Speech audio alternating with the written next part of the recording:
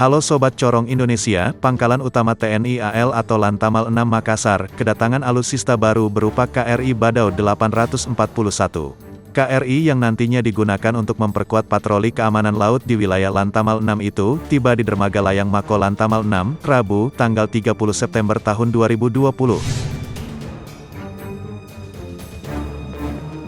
Penyambutan perdana KRI Badau 841 ini dipimpin langsung dan Lantamal 6 Makassar, Laksamana Pertama TNI Dr. Beni Sukandari. Sobat Corong Indonesia, seusai melakukan proses penyambutan, Laksamana Pertama TNI Dr. Beni Sukandari beserta sejumlah pejabat Lantamal 6 melakukan pengecekan kondisi kapal.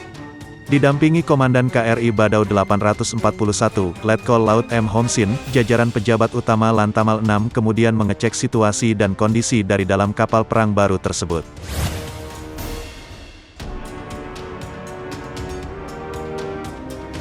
Nah sobat sekalian, operasional KRI Badau 841 itu, di bawah operasi Komando Wilayah Lantamal 6 Makassar, namun pengendaliannya tetap dari Koarmada 2 Surabaya. Kapal perang ini, tentu saja digunakan untuk memperkuat tugas pokok patroli laut dan sebagai unsur pemukul mengamankan Laut Selat Makassar.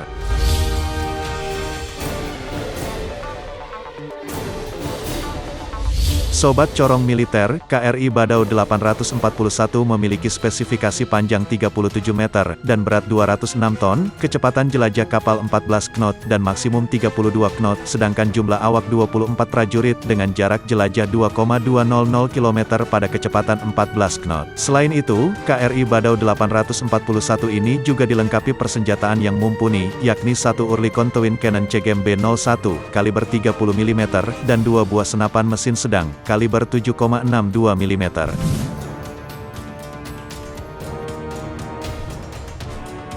Sobat Corong Militer, dengan kedatangan satu kapal perang ini, tentunya menambah kapasitas operasional wilayah laut di bawah Komando Lantamal 6, dan diharapkan dapat mengurangi beban yang ada saat ini, berkaitan dengan keamanan di laut dan SAR terbatas di alur laut Kepulauan Indonesia.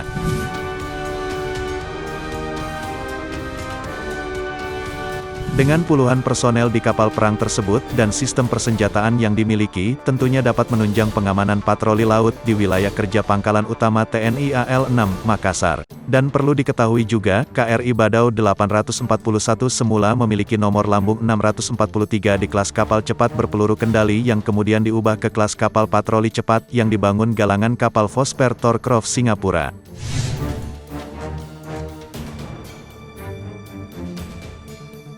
Meski KRI Badau aslinya bisa dilengkapi rudal, tapi pada kenyataannya, saat kapal ini diserahkan ke Indonesia, sudah tidak lagi dilengkapi rudal.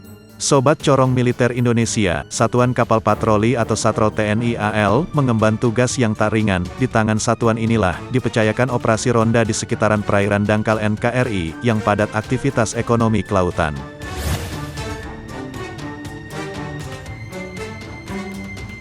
Untuk menjalankan tugas patroli tersebut, Satrol dilengkapi dengan kapal-kapal bertona seringan, lincah bermanuver, dan relatif punya kecepatan tinggi. Karena fungsi patroli yang cukup menantang, ditambah luasnya coverage yang harus dipantau, Satrol TNI AL terbilang satuan yang paling banyak memiliki unit kapal dalam binaannya. Dan salah satunya KRI Badau 841 ini, yang juga merupakan kapal tercanggih di kelas Satrol.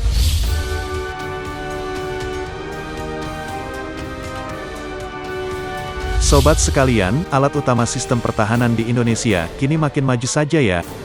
Tidak hanya impor senjata saja, kini Indonesia juga makin gencar memproduksi produk alutsistanya sendiri.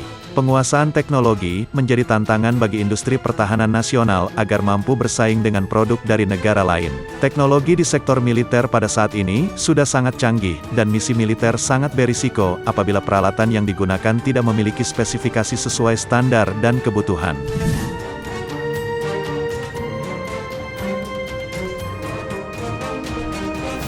Oleh karena itu, apabila produk dalam negeri belum mampu memenuhi spesifikasi teknologi, maka sektor militer sebagai pengguna akan melihat produk luar negeri sebagai pilihan. Tidak ada pilihan lain bagi Indonesia untuk bisa menjadi negara besar, selain dengan mengembangkan teknologi di bidang militer, dengan berfokus untuk membangun industri pertahanan dalam negeri. Yang pertama, kita harus fokus terhadap pembenahan ekosistem industri pertahanan. Nah sobat sekalian, bagaimana menurut kalian? Modernisasi alutsista memang sangat dibutuhkan bukan?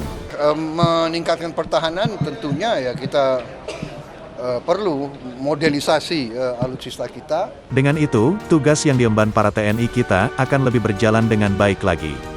Oke, sekian informasi seputar TNI dan alutsista Indonesia kali ini. Semoga video ini bisa menambah wawasan dan kecintaan kalian pada NKRI ya. Terima kasih. Salam militer.